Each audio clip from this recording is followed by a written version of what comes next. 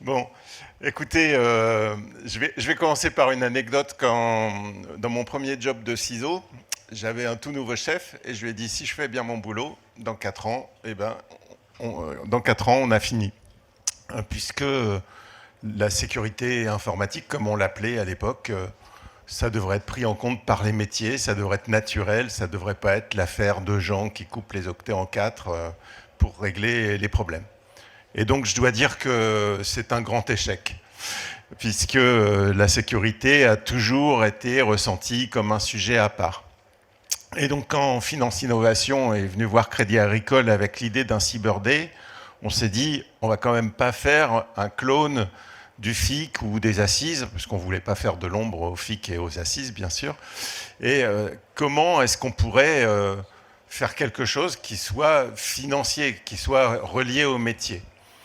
Et je pense que la matinée qui vient de s'écouler est une belle démonstration de ce qui a changé en quelques années, parce que on voit bien que le regard sur la sécurité a complètement changé. Si je regarde le déroulé de ce matin, eh bien, on a un premier sujet qui était comment la sécurité peut nous démarquer, devenir un atout commercial et autres.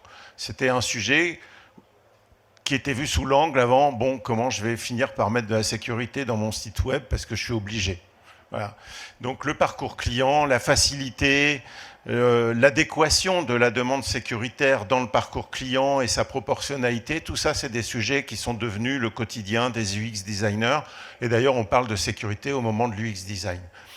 Quand on regarde ça, encore ce qui s'est passé ce matin, on se rend compte que dans le monde de l'assurance et de la banque, mais ça y est, la cybersécurité, c'est devenu une offre aussi, pas seulement un corollaire d'une activité qui devait s'accommoder des problèmes de sécurité.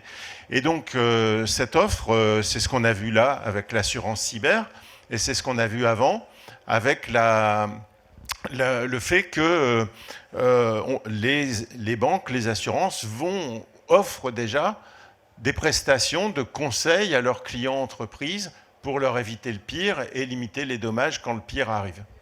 Donc ça, c'est vraiment un énorme changement. Bon, je ne pensais pas que ça prendrait autant de temps, mais on voit bien que ça frémit, que ça bouge. Et puis, ce qu'on voit aussi, c'est qu'il y a une richesse de l'offre. Il suffit d'aller faire un petit tour là-bas, voir ce que proposent les startups. On voit qu'il y a une richesse de l'offre qui est boostée par des éléments comme le cloud et autres, parce que quand vous appuyez sur le cloud, bien sûr, vous n'êtes plus obligé d'avoir un data center avant de pouvoir fournir votre produit. Vous n'êtes pas soumis aux aléas du montée en puissance de l'utilisation de votre produit. Et on voit bien que, du coup, il y a une offre pléthorique de solutions qu'on peut assembler dans nos propres solutions pour l'antifraude, pour l'identité, l'entrée en relation, le KYC et ainsi de suite. Et on voit qu'il y a une richesse. En fait, on est dans un écosystème, on n'est plus dans un monde hyper technique où il n'y aurait qu'une population très ciblée qui pourrait toucher à ces questions-là. Et on voit aussi que, d'ailleurs, du côté des méchants, on a la même chose. C'est-à-dire qu'eux nous observent et dès qu'on commet un faux pas en matière de communication client, dès qu'on commet un faux pas en matière de design de produit, ils s'engouffrent dans la brèche, et parlent à nos clients à notre place en se faisant passer pour nous. Ce qui arrive de temps en temps dans toutes les activités économiques. Voilà, donc je voulais juste dire, voilà, ce changement, il vous appartient. On a voulu monter une conférence qui aurait une couleur différente, moins technique et plus orientée métier. J'espère que tous ceux qui sont venus adhèrent à l'idée que cette sécurité, c'est notre affaire à tous. C'est à nous de l'intégrer dans les produits, c'est à nous de la proposer aux clients, c'est à nous de l'assembler un petit peu comme un vigneron prépare son vin. C'est à nous de l'assembler pour avoir la meilleure saveur et la meilleure adoption parmi le public. Donc voilà, ça c'était le message que je voulais passer. Je voulais remercier Finance Innovation parce que évidemment c'était un défi de monter un colloque sur une thématique un peu moins conventionnelle que ce qu'on voit là où il pleut beaucoup et là où il pleut moins.